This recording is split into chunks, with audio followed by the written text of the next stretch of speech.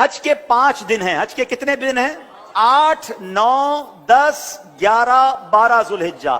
8 ذوالحجہ کو حاجی نے جانا ہوتا ہے مینا، اور وہاں ہم نے 5 نمازیں پڑھنی ہیں. 5 نمازیں پڑھنا وہ سنت ہے: ظہر، عصر، مغرب، عشاء اور 9 کی فجر. ٹھیک ہے، this is the most crucial and most important day of حج.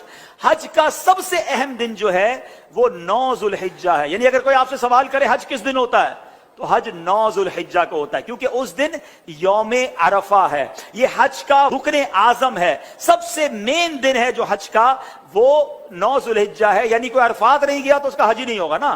تو حج کا جو مین دن ہے وہ عرفات کا دن ہے. پورا دن عرفات میں گزارنا ہے.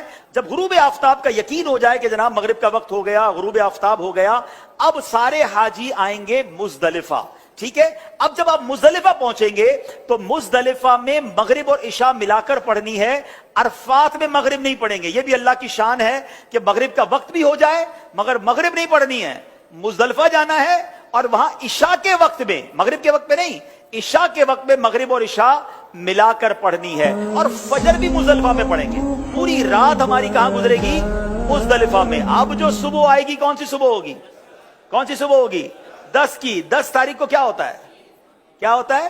ہاں، ساری دنیا بقرعید مناتی ہے، مگر خدا کی قسم جو آج ہی عید مناتا ہے نا، میلا کچیلا ہے، بال بکھرے ہوئے ہیں، مطلب نیند بھی نہیں ہوئی ہے، مگر خدا کی قسم وہ جو عید کا مزہ ہے، وہ جو تھکن کا مزہ ہے، وہ جو سرور ہے، وہ دنیا کی کسی اور چیز میں نہیں ہے. اللہ ہمیں ہر سال ایسی عید نصیب فرمائے.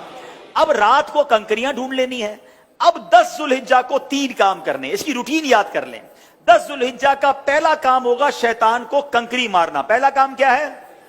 شیطان کو، ایک ہی شیطان کو مارنا ہے، بڑے شیطان کو. ٹھیک ہے، بڑے شیطان کو 7 کنکریاں مارنی ہے. دوسرا کام، جیسے ہی کنکری مار لیں گے اس کے بعد قربانی کرنی ہے. ٹھیک ہے، کنکری مار کر آپ نے اپنے معلم کو، اپنے گروپ والوں کو، یا جو بھی لوگ آپ کی قربانی کا انتظام کر رہے ہیں ان کو بتانا ہے کہ میری قربانی کر دیں.